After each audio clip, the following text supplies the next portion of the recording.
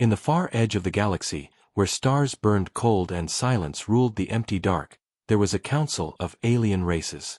They were the oldest civilizations of the cosmos, proud and powerful, each one believing they understood the nature of life. Yet one subject always returned in their discussions, a shadow that made even the bravest voices lower, the subject of humanity. For centuries, whispers had traveled faster than light. Rumors spread from trader to smuggler, from soldier to scholar. Stories of Earth, a small blue world orbiting a fragile sun, had reached every corner of the galaxy. Some claimed the humans were warriors beyond reason, creatures who laughed in battle and turned pain into strength. Others said humans were monsters in flesh, capable of cruelty no alien mind could ever imagine. And then there were stranger tales, that humans were cursed, that death itself feared them, that even the void of space could not break them. Around the great council chamber, carved from black stone and lit by floating crystals, the alien leaders debated. One long-necked scholar hissed that the rumors were only legends, exaggerated tales to frighten younglings. A scaled warlord pounded the table with his claw, declaring that every word was true and that humanity was the greatest danger the galaxy had ever faced. Between these voices, fear and doubt grew. For no one had ever truly seen Earth, no one had dared to land among the humans and return alive with proof. But the weight of the rumors was too great to ignore. The galaxy thrived on trade, war, and alliance, and the unknown was poison to order. At last, the council reached a decision. They would send a scout, a lone observer who would approach the solar system in secret. His task was simple: confirm the truth. Were humans truly as dangerous as the whispers claimed, or were they just another primitive species, loud but weak? The chosen scout was named Valor, a being of silent wings and sharp eyes. He had crossed dying stars and broken empires, and he believed no creature could surprise him. When he left the council, carrying only shadows as companions, he felt no fear. To him, Earth was just another mission. Yet as his small ship drifted through the endless dark toward the blue planet, unease began to rise in his chest. From orbit, Earth looked innocent. White clouds curled across vast oceans, green continents stretched under the sun, and storms danced with beauty. It was a world of life, overflowing with color and motion. Valor thought perhaps the rumors were lies after all. How could such a beautiful world give birth to monsters? But duty demanded more than sight. He left the safety of the ship and descended, hidden by his cloaking shield, to walk among the humans. The first thing he noticed was their faces. Humans carried more emotion than any species he had ever observed. In one marketplace, he saw joy, anger, fear, kindness, and hatred, all flashing across their eyes within moments. They argued loudly, then laughed as if nothing had happened. They helped strangers, but moments later fought over small things. They were unpredictable, shifting like storms, and that unsettled him more than violence ever could. Days passed, and Valor followed them through streets, villages, and battlefields. He saw them work with their hands, building machines that defied reason. He saw them bleed in war, yet rise again with a will that burned brighter than any sun. And one night, he saw something that froze his breath. A human soldier lay wounded, his enemy standing above him.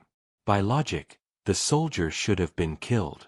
Instead, the enemy dropped his weapon and pulled the wounded man to safety.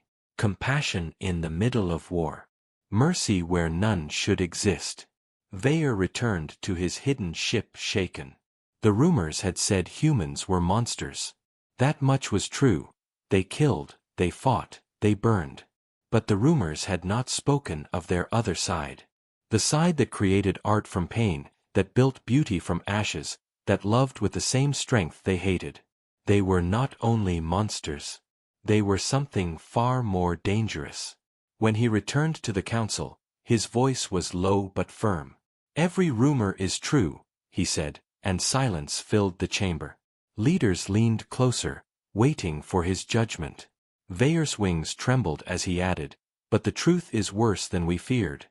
The humans are not monsters. They are something no word in our language can describe.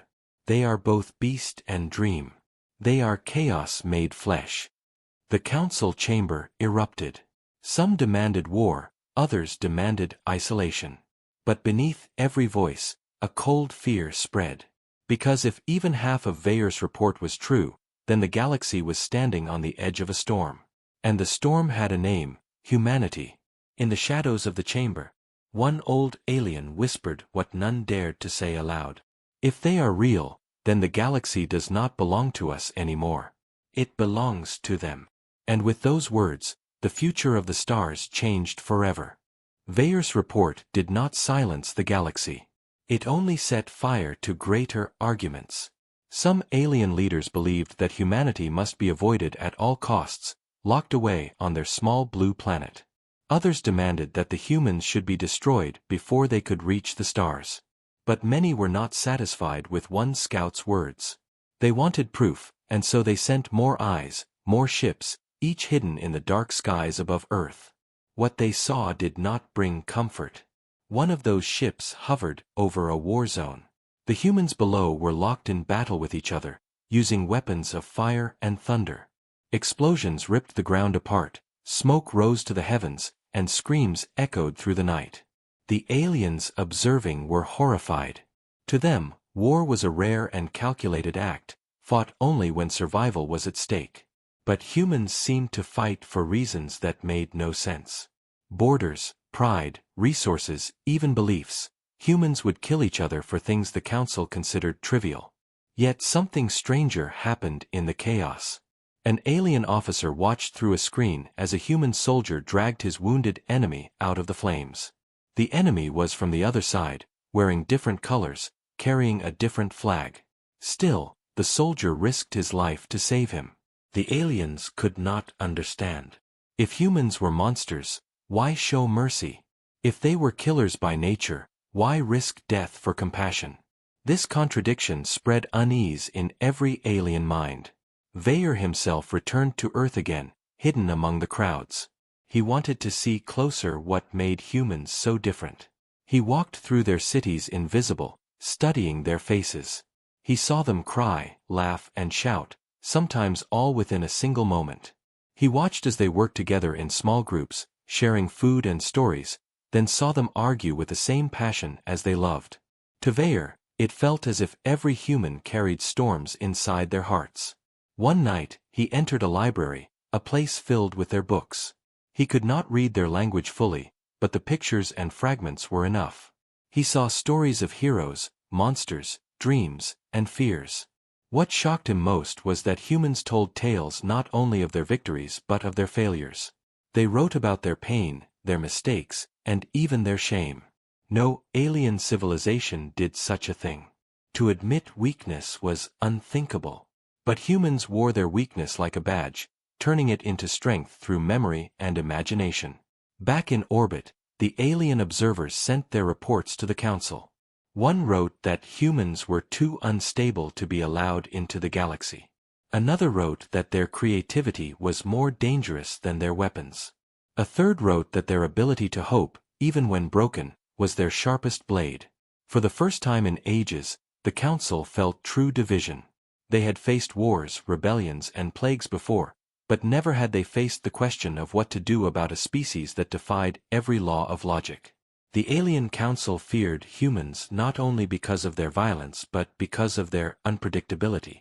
Other species followed patterns, traditions, and ancient codes.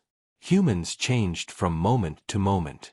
A friend could become an enemy could become a friend, and their history showed countless times when they had destroyed themselves only to rise stronger than before. To fight such a species was like fighting the wind, it could not be controlled. And then came the most terrifying discovery of all. A spy ship caught a human experiment on a hidden military base. The humans were building machines not only to fight on Earth but to reach the stars. Rockets pierced the sky, satellites orbited above, and in laboratories, new designs whispered of faster and stronger vessels. It was clear now, humans would not remain trapped on their planet. They would break free, sooner or later, and when they did, the galaxy would have no defense. Veyer stood again before the council to give his words. His eyes were dim, his wings folded tight. He spoke slowly, as if each sentence weighed on him like stone. They fight with rage, he said. They dream with fire. They turn even their mistakes into weapons. I watched them save enemies in the middle of war, yet I watched them burn cities to ash without hesitation. They are both destroyers and saviors, and they do not see the difference. To them, it is simply life. The chamber fell silent. Every leader felt the truth. Humanity was not a simple enemy, not a threat that could be solved by distance or war. They were a paradox, a living contradiction. And that contradiction was the source of their power. The council could not agree on what to do, but in their hearts, they all knew one thing. The rumors were not only true, they were far too small to capture the reality. That night, across the galaxy, stories spread again. Traders whispered that humans could survive wounds that would kill any other creature. Smugglers swore that humans could fight in complete darkness. Some even said humans could adapt to any world, breathing poison air or walking through fire. Fear traveled faster than ships, faster than light itself, and everywhere the same question was asked. What will happen when humans arrive among the stars? And on Earth, under the quiet night sky, the humans continued to live, unaware that thousands of alien eyes were watching. They dreamed, they fought, they built, and they reached for the stars with hands both gentle and bloody. And far above, the council stared down at them with dread, realizing that the first contact had already begun. Not with words, not with peace, but with fear. The council chamber was no longer a place of order. Once it had been a symbol of wisdom, where decisions were made with calm voices and logic. Now it was a storm of arguments, filled with whispers that spread like poison. Every report from Earth only deepened the fear. One leader demanded immediate war, shouting that humanity must be destroyed before they reached the stars. Another leader argued that humans should be locked away, isolated so their chaos would never touch the galaxy. Yet others remained silent, for they feared even speaking about the humans would bring disaster. The chamber had become a place of shadows, and in those shadows, the whispers grew louder. The whispers spread beyond the chamber. Across the galaxy, in marketplaces, in military barracks, and even in schools, the stories of humanity spread. Children whispered about monsters with human faces who could survive fire and breathe the void. Soldiers spoke of humans who laughed in the middle of battle, as if war was a game. Traders claimed that humans could build weapons from nothing, turning scrap into machines of destruction. The galaxy was vast, filled with thousands of species, but for the first time in centuries, they all shared the same fear. Humanity had become a legend before they had even arrived. Vayer, the scout who had first seen Earth, walked the halls of the council in silence. He felt the weight of the whispers pressing on his wings. When he had returned from Earth, he thought he had given a simple report, a warning that humans were more dangerous than the rumors suggested. But now, he realized his words had set something in motion that could not be stopped. He watched leaders argue until their voices cracked, watched soldiers sharpen their weapons, and watched scholars pore over human history as if every page was a weapon waiting to strike. Humanity was no longer just a species. To the galaxy, they were a storm waiting to arrive. Among the whispers, one truth grew clear.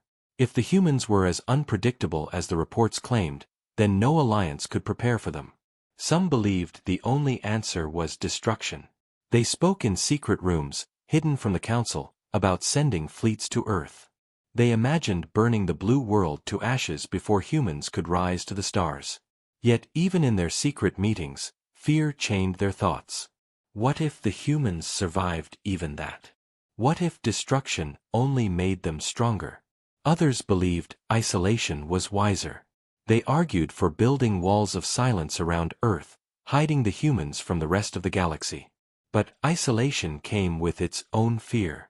For if humans were truly creators as well as destroyers, if they could dream of reaching the stars, then no wall could hold them. They would break through, and when they did, they would remember who had tried to cage them. In the middle of this chaos, a historian named Ara searched through the oldest records. Ara was not a warrior, nor a leader, but a seeker of forgotten truths. She looked into ancient transmissions from Earth, signals that had drifted into space for centuries. Music, stories, voices, and images, all fragments of human life. She expected to find proof of their violence, and she did. Wars, screams, and destruction filled many records. But she also found something else, something that made her scales tremble. She found laughter, songs, dreams of peace, and stories of love so powerful they crossed the stars.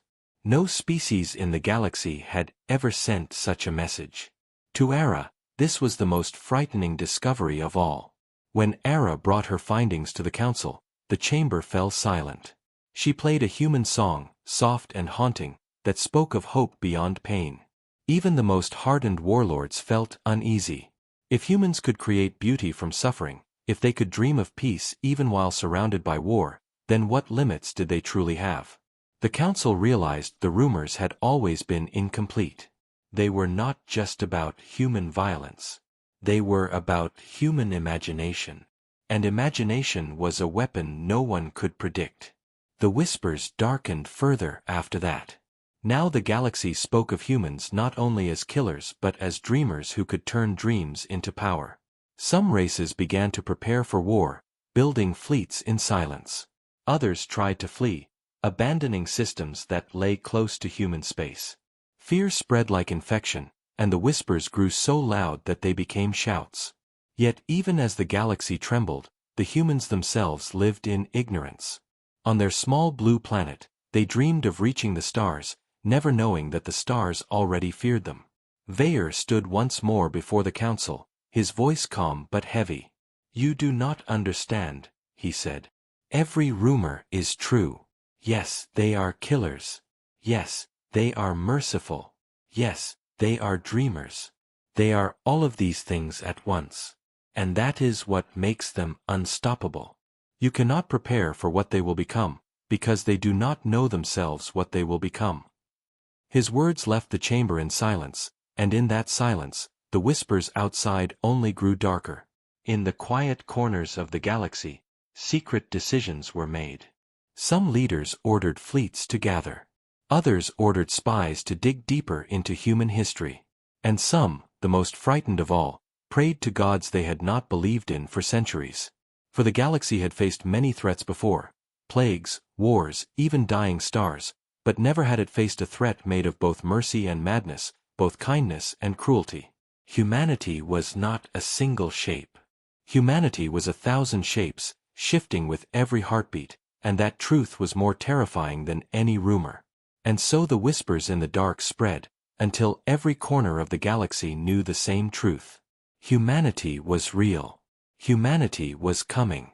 And no one knew whether they would bring salvation or destruction. The council could not agree on what to do about the humans.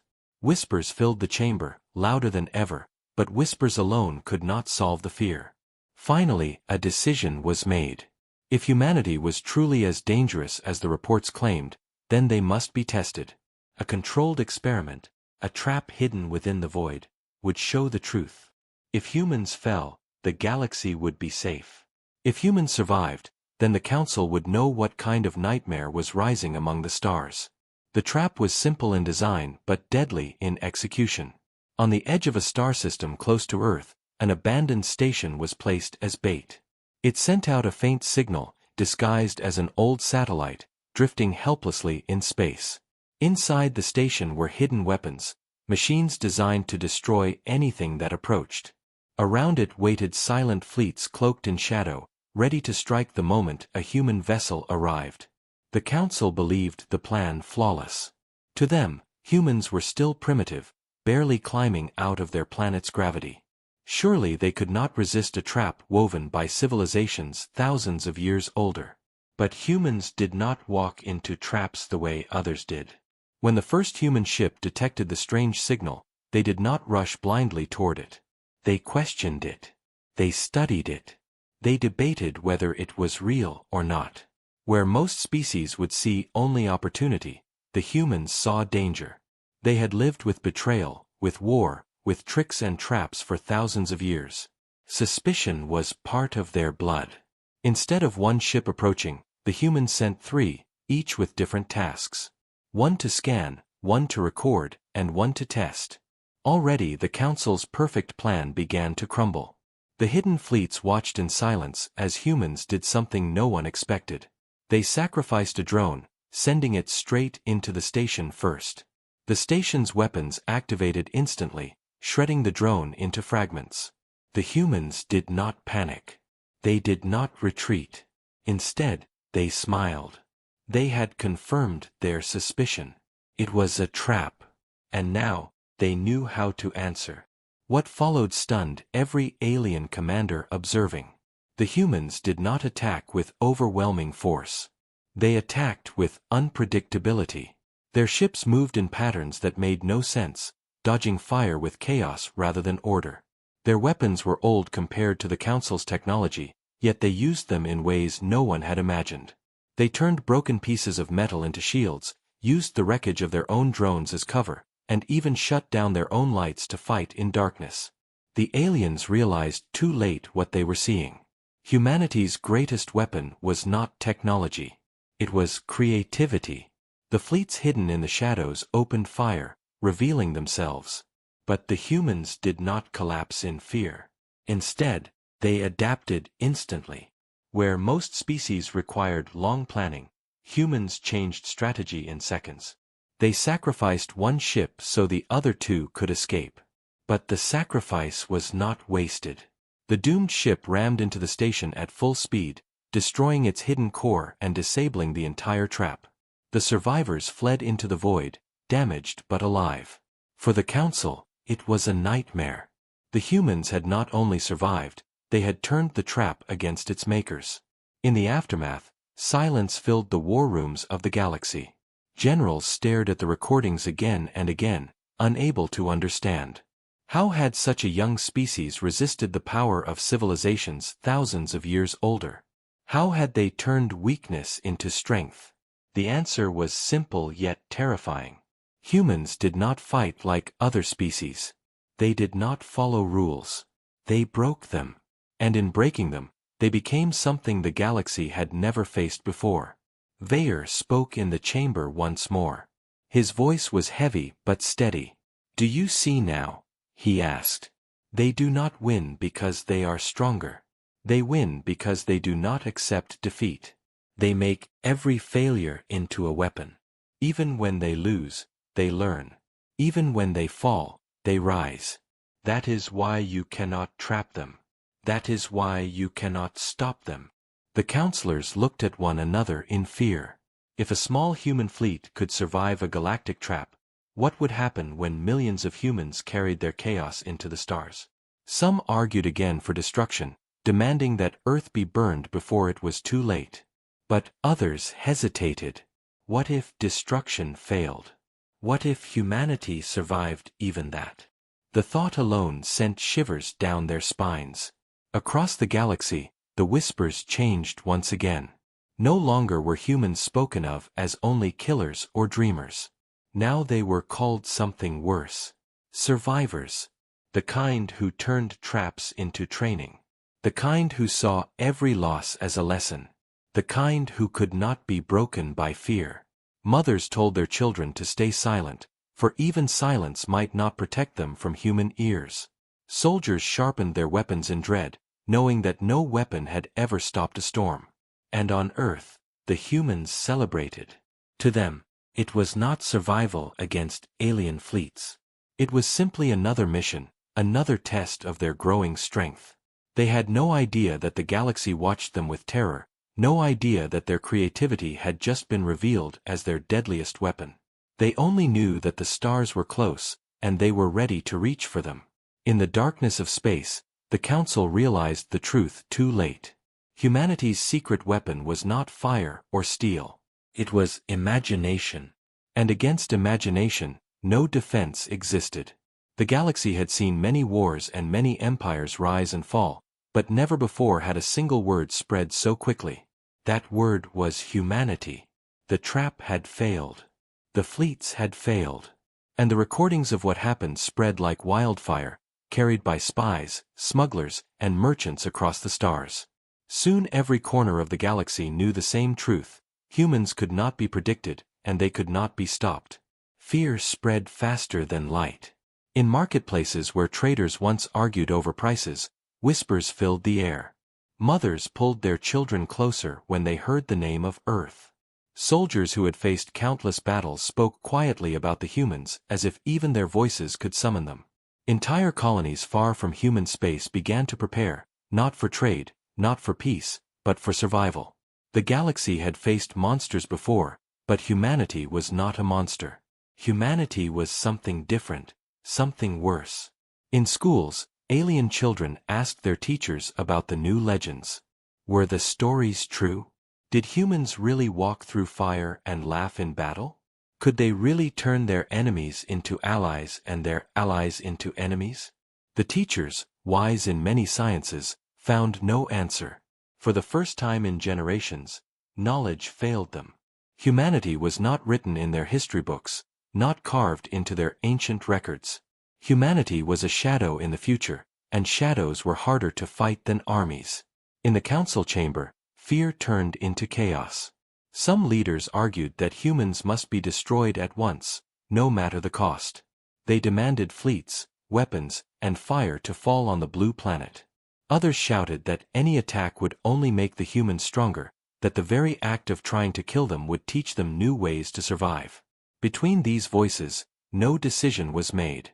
Every day of delay only gave the humans more time to grow, and that thought was more frightening than war itself. Vayer, the scout who had seen them first, said little. He stood in silence as arguments raged around him. He knew the truth in his heart, and it chilled him. The galaxy was already too late. Whether they chose destruction or isolation, the humans had already revealed their weapon. They had imagination, and imagination spread like a disease. Already, some young races whispered that perhaps humanity could be an ally, that perhaps they could teach the galaxy new strength. Such thoughts were dangerous, but impossible to silence. For even in fear, hope followed the humans like a shadow. The whispers spread even further. Pirates claimed to have fought humans and lost. Smugglers told of human weapons made from junk that outmatched galactic machines. Refugees swore they had seen humans heal wounds that should have been fatal. None of these stories could be proven, but none could be denied either. The galaxy did not need proof anymore. Fear itself had become proof. One night in the chamber, Ara the historian spoke. Her voice was soft, but every leader listened. She reminded them of the old transmissions from Earth, the songs and stories that had traveled into space long before humans had ships. They told us who they were, she said.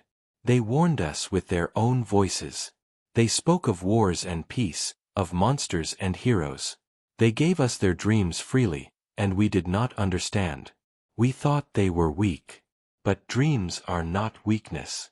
Dreams are weapons, and they have more of them than all of us combined. The words left the chamber in silence. Some leaders trembled, others clenched their claws or fangs in frustration, but all felt the truth. The humans were not just warriors. They were storytellers. They had written themselves into legends before they ever left their planet, and now those legends were alive in every corner of the galaxy. Outside the council, fear turned into action. Some species began to build walls around their borders, hoping to keep humans out. Others built fleets, preparing for the war they believed was inevitable. Still others fled, abandoning worlds close to human space, unwilling to risk the storm that was coming. Everywhere, the stars grew darker with fear. And on Earth, humanity continued its rise, still unaware of the terror spreading across the galaxy. Rockets launched into the sky. Satellites circled above. Scientists worked late into the night, dreaming of travel beyond the solar system. To them, it was progress. To the galaxy, it was a countdown to invasion. In secret halls, one alien whispered what many feared to say aloud. "We do not fear their weapons," he said. "We fear their will. They will not stop, no matter what we do. Even if we burn their world, they will return. Even if we lock them away, they will break free. Humanity is not a species. Humanity is a storm. And storms cannot be stopped." And so the fear spread across the stars, filling every mind, every world, every corner of the galaxy. Humanity was coming. The only question was whether they would bring salvation or destruction. The galaxy was drowning in fear, but fear alone was not enough for everyone. Among the many voices in the council, there were some who sought clarity. They wanted answers, not rumors. They wanted truth, not shadows. And so the task was given to Era, the historian who had studied the ancient transmissions of Earth. She was not a soldier or a leader. She carried no weapons. But she had patience, and she had curiosity. With those, she began her search for the real truth about humanity. Era traveled across archives older than empires. She unlocked records left by traders who had passed close to Earth's system centuries before. She studied the faint signals that had escaped Earth's atmosphere long before humans had built starships. Voices, music, images, all scattered pieces of who humans truly were. What she found unsettled her more deeply than any battlefield. For every scream of war, there was also a song of peace. For every act of cruelty, there was a story of kindness. Humanity was not one thing. Humanity was everything. The deeper she looked, the more contradictions appeared. Humans told stories of gods, then stories of killing their gods. They painted themselves as villains in one tale, then as heroes in another. They feared death, yet wrote of sacrifices so powerful that death itself seemed defeated. No single pattern existed. Where other species were defined by one trait, strength, logic, endurance, or unity, humans seemed to hold all traits at once. They could be destroyers, builders, saviors, or tyrants. And sometimes, they were all of these in the same moment. Era carried her findings to the council. The leaders expected her to speak of human violence, or perhaps of human weakness. Instead, she played them a recording. It was an old human song, filled with sorrow yet rising with hope. The melody was haunting, filled with voices that carried more emotion than any alien had ever heard. The chamber grew silent as the sound echoed against the stone walls. When the song ended, not a single leader spoke. For the first time, they had seen humans not through rumor, but through their own art. And it terrified them. They are not monsters, Era said softly. They are dreamers. They turn every victory and every failure into stories. They remember their past, no matter how painful, and they shape their future from it. That is why we cannot understand them. They do not walk a single path. They walk all paths at once. The council erupted into argument again. Some shouted that dreamers were even more dangerous than killers, for killers could be predicted but dreamers could not. Others argued that perhaps dreamers could be allies, bringing new strength to the galaxy. But under every voice there was fear, because the truth was undeniable. Humans were not defined by what they had done. They were defined by what they could become. And no one in the galaxy could guess what that would be. Outside the chamber, the whispers grew darker. Now the stories of humans were no longer just about survival or war. Now they spoke of imagination. Pirates said that humans could turn a defeat into a trap. Soldiers claimed that humans could invent new strategies in the middle of battle. Scholars feared that humans could imagine weapons the galaxy had never even dreamed of. Imagination, once seen as a gift, had become a curse in the eyes of the galaxy. And yet, there was something even worse, the possibility that humans might imagine peace. For what would happen if such a violent, unpredictable species ever decided to unify? What if their wars ended, their borders vanished, and all their energy turned outward? The thought chilled the council. A galaxy that had survived countless conflicts trembled at the idea of humanity united. For then, nothing could stand against them. Vayer spoke quietly in that moment, his wings heavy with memory. You see them as monsters because you fear their violence. You see them as dreamers because you fear their imagination. But what you do not understand is this: they are not bound by fear the way we are. They embrace it. They turn fear into courage, and courage into action. That is why they rise after every fall. That is why they become stronger with every wound. That is their true weapon. His words sank into the chamber like stone into water. None could deny it. The galaxy had faced many threats, but never one that grew stronger the more it was struck down. Humanity was not the strongest species, nor the fastest, nor the most advanced. Yet they carried something greater, a will that transformed weakness into power. And that truth was more terrifying than all the rumors combined. Across the stars, fear became preparation. Entire races began building defenses, not against weapons but against ideas. Borders closed, fleets expanded, and spies searched for more secrets about Earth. But even as they worked, a sense of futility lingered. How could anyone prepare for a species that refused to be predictable? How could anyone stop a storm that changed direction with every gust of wind? And on Earth, the humans continued as they always had. They loved and hated, built and destroyed, dreamed and fought. They looked up at the night sky with wonder, not knowing that thousands of alien eyes stared back with dread. For to the humans, the stars were still a mystery. To the galaxy, the humans were the mystery. And no one knew how that mystery would end. The council had delayed for too long. Arguments, whispers, and fear had filled their chamber for years, yet no true decision was made. Humanity had been studied, tested, and feared, but never confronted directly.